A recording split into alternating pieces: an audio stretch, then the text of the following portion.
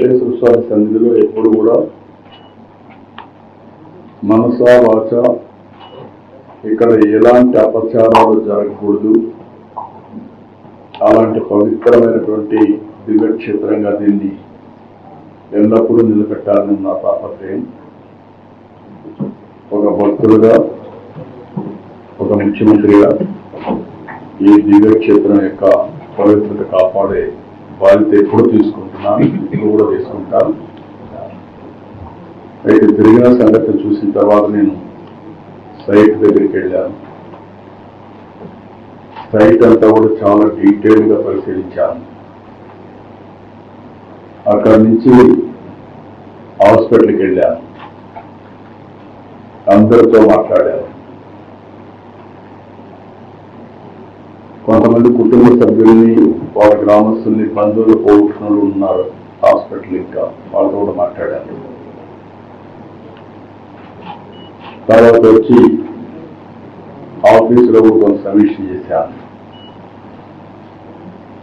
నేను అన్ని విధాలుగా అన్ని కోణాల్లో నాకు సమాచారం ఉంటే దాన్ని బట్టి ఎలాంటి సంఘటనలు పునరావృతం కాకుండా ఉండడానికి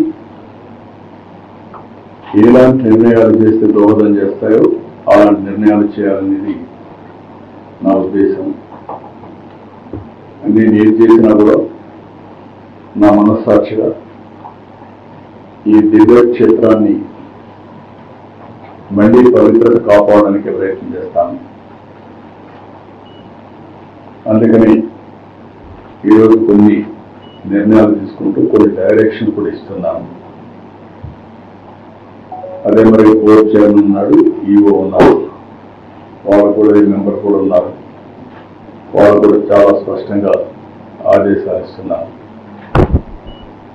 వాళ్ళు కూడా బోర్డులో డిస్కస్ చేసి నేను చెప్పిన నిర్ణయాలు కరెక్ట్ అని బోర్డు కూడా భావిస్తే వాళ్ళు అవన్నీ అమలు చేస్తారు. అల్టిమేట్గా ఏ వ్యక్తి కూడా ఈ పవిత్ర క్షేత్రం వ్యక్తిగత ఎదుగుతో కానీ, మన యొక్క అసమర్థత కానీ, లేకపోతే అనాలోచనమైన ఆలోచనలతో కానీ మనం చేసిన పనుల వల్ల దేవుని యొక్క పవిత్రత దెబ్బతినే పరిస్థితి వస్తే అది కరెక్ట్ కాదు. తెలిసి చేసినా తెలియక చేసినా తప్పు తప్పే అవుతుంది.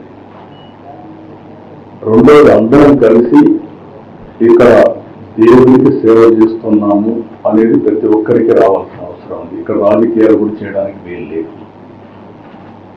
రాజకీయాలకు అతీతంగా కలియుగ వెంకటేశ్వర స్వామి, కలియుగ దేవుడికి మనం సేవ చేస్తున్నాం అనే భావంతో అందరం ముందుకు పోవాల్సిన అవసరం ఉంది. ఈరోజు చాలా ఒత్తిళ్లు ఉంటాయి. ఎందుకంటే ప్రపంచంలో జెరూసలేం వెళ్తారు క్రిస్టియన్స్, మక్కాకి వెళ్తారు ముస్లిమ్స్. హిందువుస్ అంతా జీవితంలో వెంకటేశ్వర స్వామి గుడి దర్శనం చేసుకోవాలని కోరుకుంటారు. రెండోది, వైకుంఠ ఏకాదశి రావాలని అందరూ కూడా వారి జీవితంలో పెద్ద దీక్ష. ఎందుకంటే విరోధిస్తే నేరుగా వైకుంఠ ద్వారం ద్వారా దేవుని దర్శనం చేసుకునే అవకాశం వస్తుంది. ఇది చేస్తే మనం స్వర్గానికి పోతామని కూడా నమ్మకం. ఆ నమ్మకంతో అందరూ కూడా చాలా మంది నేను మాట్లాడారు. 10 సార్లు వచ్చారు, 12 సార్లు వచ్చారు, 13 సార్లు వచ్చారు. ఇక్కడ జరిగినప్పుడు సంఘటనని సింక్రనైజ్ చేసుకుంటే గడిచిన 5 సంవత్సరాలుగా 40 సంవత్సరాలుగా ఎక్కువ సాంప్రదాయం తిరుపతిలో తీసుకొచ్చి వెంకటేశ్వర స్వామి టికెట్ ఇవ్వడం, అంటే టోకన్ టికెట్ ఇవ్వడం. అందరూ వినోదవాడు ఉన్నాయంటే మేము 100 ఉన్నప్పుడు క్యూ లైన్లో 36 గంటలైనా 45 గంటలైనా ఉంటాం.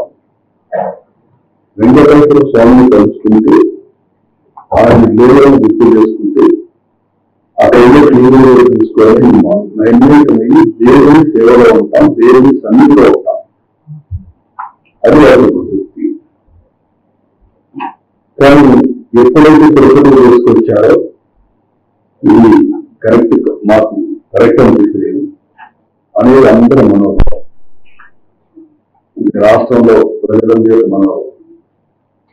రెండోది వైకుంఠ ఏకాదశి ద్వాదశి రెండు పవిత్రమైన రోజు. ఇది 10 రోజులు చేశారు. ఎందుకు చేశారు నాకు తెలియదు. ఆగమ శాస్త్రాలు దాన్ని అనుమతిస్తాయో కూడా తెలియదు. కొన్ని వెంకటేశ్వర స్వామి ఇక్కడ నెలసినప్పటి నుంచి ఏ సాంప్రదాయాలు అయితే పాటిస్తున్నామో ఆ సాంప్రదాయాలను ఉల్లంఘించడం కూడా కరెక్ట్ కాదని నా అభిప్రాయం. ఆ దేశంలో ఆగమ పండితులు డిసైడ్ చేస్తారు. నేను ఆగమ పండితులు కాదు, కానీ భక్తులుగా నాకు కూడా మనోభావాలు ఉంటాయి తప్ప అదే కనుక వారు చేయాల్సిన అవసరం ఉంది.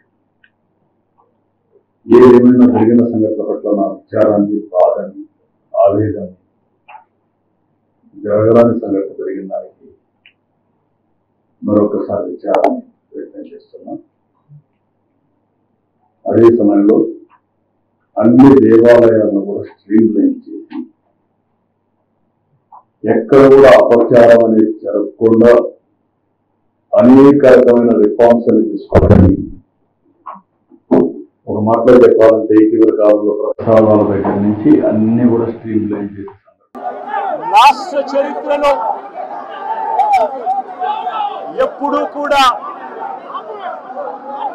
తిరుపతిలో ఇలా స్టాంపేడ్ అయి ఇలా తొక్కిసలాటై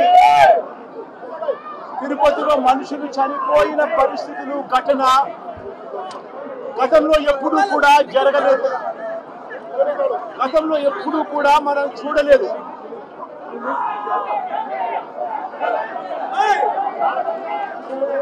ఈ రోజు ఇలాంటి పరిస్థితులకు దారి తీసిన దానికి కారణాలు ఏమిటి అని చెప్పి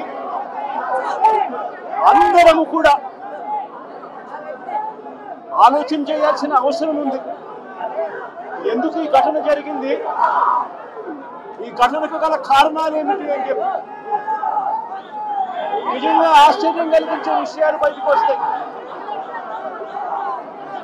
వైకుంఠ ఏకాదశి అని చెప్పి ప్రతి సంవత్సరం మనం జరుపుకుంటాం. ప్రతి సంవత్సరము వైకుంఠ ఏకాదశి నాడున ఆ రోజుల్లో కొన్ని లక్షల మంది వెంకటేశ్వర స్వామి దర్శనానికి వస్తారని, ఆ రోజు వైకుంఠ ద్వారం తెలుస్తారు అని అందరికీ కూడా తెలుసు. వైకుంఠ ద్వారం తెరవడం అన్నది మహాపుణ్యాన్ని ఇస్తుందని, ఆ పుణ్యం కోసం లక్షల మంది జనాలు ఆ రోజున వస్తారు తిరుపతికి అని అందరికీ తెలిసిన విషయం. నేను ఒకటి అడుగుతా ఉన్నా, 10వ తారీఖున వైకుంఠ ఏకాదశి అని అందరికీ తెలుసు. లక్షల మంది జనాభా ఇక్కడికి వస్తారు అన్న సంగతి అందరికీ తెలుసు. మరి లక్షల మంది జనాభా వస్తారు అని అందరికీ తెలిసి ఉన్నా కూడా ఎందుకు తిరుమల తిరుపతి దేవస్థానంలో టికెట్లు ఇచ్చే కౌంటర్ల దగ్గర ఎందుకు మీరు సెక్యూరిటీ అరేంజ్మెంట్స్, ప్రోటోకాల్స్ పాటించలేదు అని అడుగుతా ఉన్నా. కారణం ఏమిటి అంటే ఇక్కడ ఉన్న టీటీడీ అధికారుల దగ్గర నుంచి, టీటీడీ చైర్మన్ దగ్గర నుంచి, ఎస్పీ దగ్గర నుంచి కలెక్టర్ దగ్గర వరకు అందరూ కూడా దీంట్లో భాగస్వాములే.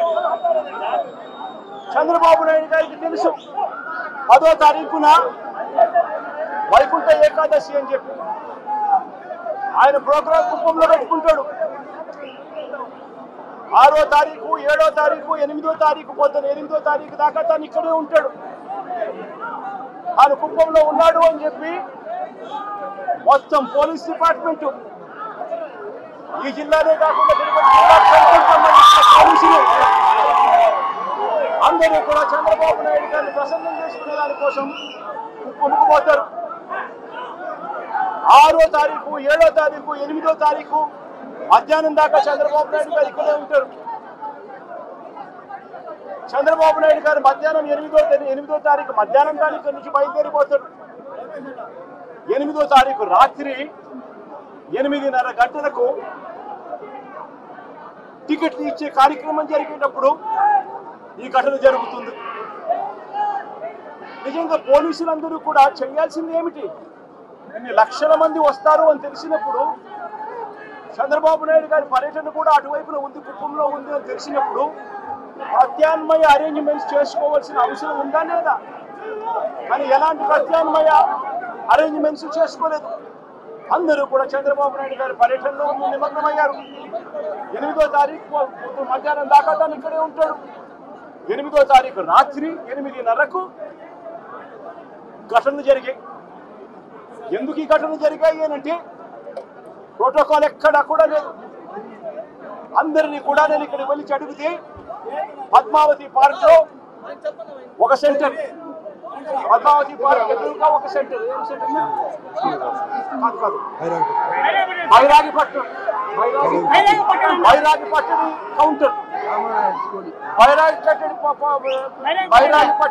కౌంటర్ ఎదురుగా పార్క్ లో పొద్దున 9 గంటల నుంచి మనుషులను అక్కడే క్యాంప్ చేయించారు. మనుషులందరినీ కూడా అక్కడే పార్క్ చేయించారు.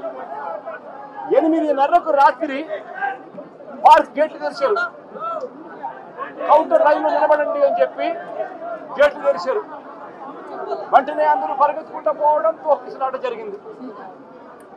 చీకటిలో ఆ పార్కులో పెట్టిన వాళ్ళకి ఏదైనా ఇచ్చారా? కొన్ని మిగిలిన కౌంటర్లలో పెట్టిన వాళ్ళకి ఏమైనా ఇచ్చారా? వాళ్ళను ఎందుకు మొట్టమొదటి గంట నుంచి వాళ్ళు అక్కడికి చేరుకునేప్పటి నుంచి వాళ్ళ లైన్లలో ఎందుకు పెట్టలేదు? ఎందుకు అక్కడ సఫిషియెంట్ పోలీస్ ఫోర్స్ ఇవ్వలేదు? అక్కడ ఉన్న వాళ్ళ లైన్లో మొదటి నుంచి పెట్టడం మొదలు పెట్టి ఉంటే, అన్ని సెంటర్లలో కూడా పెట్టి ఉంటే ఈ ఘటన జరిగి ఉండేది కాదు. ఎక్కడా కూడా అలా చేయాల. అందరినీ కూడా వీళ్ళందరూ ఆయా సెంటర్లలో లైన్లలో పెట్టేదానికి ఎవరు కూడా పోలీసులు లేకపోవడము, పోలీసులు గ్రూప్ పార్టీస్ లేకపోవడము, పోలీసులు లేకపోవడము, ఎవరు కూడా లైన్లలో నిలబెట్టలేదు. అందరినీ కూడా ఒక గ్రూప్గా ఫామ్ చేసి ఒక చోట ఆ కౌంటర్ ఎదురుందనో కౌంటర్ పక్కన అందరినీ పెట్టి ఆ తర్వాత అందరినీ కూడా టయానికి ఇడిచిపెట్టే కార్యక్రమం చేస్తారు. దీనివల్ల ఈ ఘటనలు జరిగాయి. ఇదే పోలీసులు, ఇదే చంద్రబాబు నాయుడు గారు ఎంత దిక్కుమాలిన అబద్ధాలు ఆడుతూ ఉన్నారు అని అంటే, ఇదేదో ఒకే ఒక చోట జరిగింది, అది కూడా తప్పే. విష్ణు నివాసం వీళ్ళు ఫైల్ చేసిన కాపీలో విష్ణు నివాసం దగ్గర ఒకరు చనిపోయిన ఎఫ్ఐఆర్ రిజిస్టర్ అయింది. బైరాగిపట్టడిలో 5 మంది చనిపోయినట్టు మరో ఎఫ్ఐఆర్ రిజిస్టర్ అయింది. ఇక్కడ పోయి చూస్తే వచ్చిన వాళ్ళు రకరకాల అన్ని ప్రాంతాల నుంచి, రకరకాల కౌంటర్లు ఎక్కడెక్కడ ఉన్న అన్ని కౌంటర్ల నుంచి వచ్చిన మనుషులు, తొక్కిసలాటలో ఉన్న మనుషులు ఇక్కడ కనిపిస్తారు. కారణం ఏమిటి? టీటీడీ అనే ఒక వ్యవస్థ ఇంత ఇంపార్టెంట్ రోజున, వైకుంఠ ఏకాదశి రోజున ఇన్ని లక్షల మంది వస్తారు అనే సంగతి తెలిసి ఇంత దారుణమైన అరేంజ్మెంట్లు చేయడం జరిగింది. దీంట్లో బాధ్యులు ఒక టీటీడీ ఒకడే కాదు. TTD, entire SP, police department, collector, entire revenue department, వీళ్ళందరూ కూడా దీంట్లో భాగస్వామే, ఇంక్లూడింగ్ చంద్రబాబు నాయుడు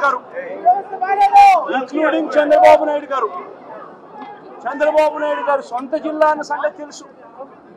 చంద్రబాబు నాయుడు గారి ప్రతి సంవత్సరం ఈ వైకుంఠ ఏకాదశి నాడున ఎన్ని లక్షల మంది జనాభా వస్తారన్న సంగతి తనకు తెలిసి ఉన్నా కూడా తన ప్రోగ్రాం 6వ తారీఖు, 7వ తారీఖు, 8వ తారీఖు తన ప్రోగ్రాం పెట్టుకొని ప్రత్యామ్నాయ అరేంజ్మెంట్ తాను చేయకుండా పోలీసులు మొత్తం తన అరేంజ్మెంట్ల కోసం తను పిలిపించుకొని ఇక్కడ గాలికి వదిలేసిన పరిస్థితుల మధ్య ఈ ఘటన చోటు చేసుకోవడం జరిగింది.